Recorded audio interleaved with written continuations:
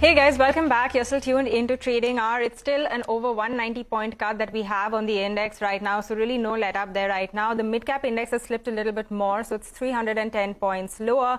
And the Nifty Bank is doing slightly better, but we're still seeing a cut of around 185 points. The only index which is managing to hold up in the green is the Nifty Pharma Pack. But this is after the kind of cuts that we saw yesterday. So a few of those names, Cipla, Sun, holding up in the green. But with that, let's move on and bring you an exclusive. Lata Venkatesh spoke to the top team at JPMorgan, Sanjay, Mookim, as well as Sajjid, Chinoy, to discuss the outlook for the Indian markets as well as for the global markets. So let's hear out that conversation. Well, I think the answer to that is how long, right? And the one big pushback I get from all my clients is that at now India is benefiting because it is not China, right? Within the EM context, there's a lot of issues with many other peer economies. There's a lot of uncertainties, and India is one of the economies that is decoupled, or at least believed to be decoupled, from the troubles of others. And a lot of investors mechanically went underweight India early in the year.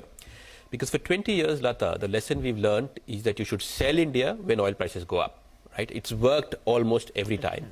This is the first instance where Indian equities have outperformed despite higher oil prices. And what is happening now is that people are getting pulled into looking at India because it's outperformed, and there are other issues. And so there's a FOMO. There is a bit of a FOMO in many investors, and frankly, there's a lack of choice in investing elsewhere. No, I take your point, but there are people who are making a special geopolitical argument which may last longer. For instance, China and Russia are uninvestable. Even the other BRICS countries, South Africa and Brazil, are, Brazil has political uncertainty ahead.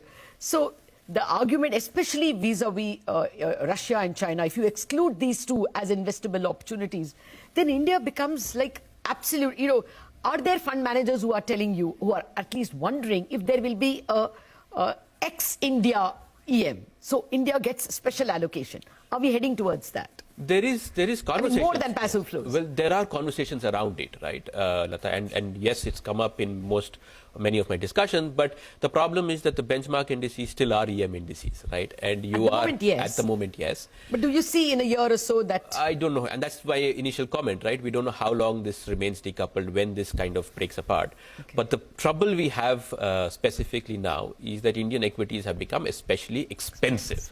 Right. So while the allocation decision looks okay, I need to look at ex-China, ex-Russia, many other parts of EM. But when you start executing that trade on the ground and say, okay, now what do I buy in India? That's when people run into a bit of a wall, because the growth value combination is very difficult to find in India at the moment. Fair point. Sajjid, lay out the growth trajectory. Clearly one of the fastest growing economies. To what extent can this be muddied by the expected slowdown in US, Europe, China? So a couple of things, Lata, just 30 seconds on the global setup. I think the good news is the risk of a global recession has receded. Both consumers and firms in the US are holding up much better. So we don't expect for the US to go into recession in the second half of the year. You're seeing more fiscal support in Europe, and China at least seems to be kind of middling in the next quarter or so. So that's the good news. The not so good news is because we haven't got a recession, the disinflation may not be as large globally as we had wished and hoped. So you look at the last CPI number in the US, core CPI goes 0.6% month on month. What that means is central banks will have to be more aggressive and almost engineer a recession in 2023 to disinflate.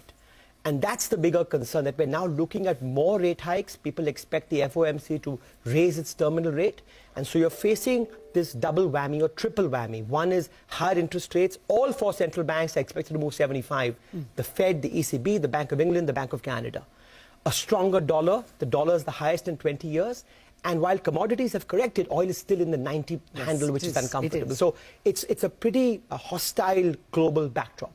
As Sanjay pointed out, India's growth prospects are strong. I think medium-term prospects have been strong for a while. The geopolitics, the fact that, we're friend-shoring, China plus one. China is vacating so much space in the labor-intensive export markets of the world, textiles, gems, and jewelry. This is our opportunity, and people see that over the next 5 years.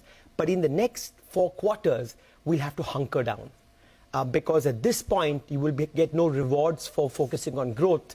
You will be judged on whether you can preserve and protect macroeconomic stability. So for all emerging markets, the focus will be bring your fiscal deficits down, keep your current account deficit contained, keep inflation under track, and ensure that you can protect stability. So I think that has to be the overriding focus in the next few quarters.